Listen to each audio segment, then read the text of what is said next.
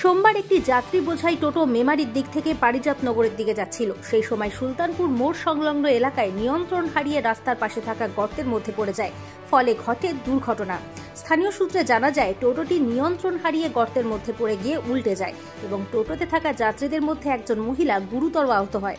এমতো অবস্থায় কর্তব্যরত সিভিক ভলেন্টিয়ার ও স্থানীয় মানুষজন ছুটে আসেন ঘটনাস্থলে এবং সিভিক ও স্থানীয়দের সহযোগিতায় আহত ব্যক্তিকে উদ্ধার করে মেমারি গ্রামীণ হাসপাতালে চিকিৎসার জন্য নিয়ে যাওয়া হয়। এইখানটাতে টোটোটা গর্ত হয়ে পড়ে পাল্টি খেয়েছে। পাল্টি খাওয়ার পরে এক মহিলার গুড়ালির চামড়া পুরো একদম কেটে ঝুলে গেছে। অনলাইন সেন্টার, এখানে অনলাইনের যাবতীয় কাজ করা হয়, ফর্ম ফিল আপ থেকে শুরু করে ড্রাইভিং লাইসেন্স। এছাড়াও এখানে কম্পিউটার বিক্রয় ও সারানো হয়।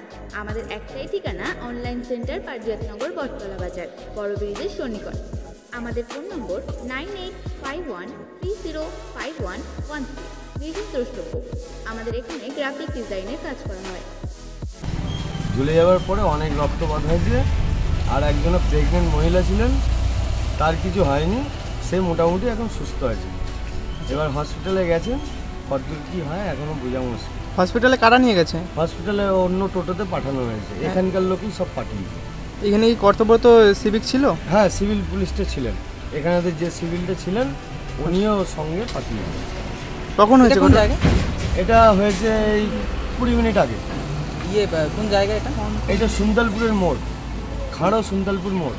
আচ্ছা, এই রাস্তাটা খারাপ থাকার কারণেই তো এটা ঘটলো। হ্যাঁ, এই গর্তটা থাকার কারণেতেই মানে গাড়িটা পাল্টে খেয়েছে। কি চাইছেন আপনারা? এই রাস্তাটা যদি ভালো করে দেয় তাহলে তো খুবই ভালো হয়, তাহলে আর গাড়ি তাহলে আর পাল্টি খাবে না এই গর্তটা। আপনার নাম? আমার নাম হচ্ছে রামকৃষ্ণ সরকার। স্থানীয় সূত্রে আরও জানা যায়, রাস্তার পাশে থাকা এই গর্তের জন্য এরকম দুর্ঘটনা ঘটেছে। এই গর্ত যদি ঠিক করা হয় তাহলে এরকম ধরনের দুর্ঘটনা আর ঘটবে না।